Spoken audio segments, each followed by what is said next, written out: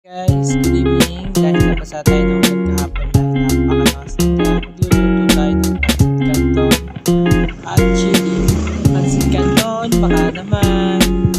Yan, simulan ko na nga siyang lutuin. Ay, pinakita ko sa inyo yung mga nagkanang tinapay, na ititer lang sa pansit canton. At syempre, nagpakulo na ako ng tubig dyan. Yan, sa baso na nilagay ko at sumunod may natira kami dyan na sabaw na sinampaluang baboy. Pinakuluan ko yan. Ayan. Sarap kayo yung yan, video na lang. Bali yan na yung natira sa sinampaluan ng baboy. Ayan. After naman dito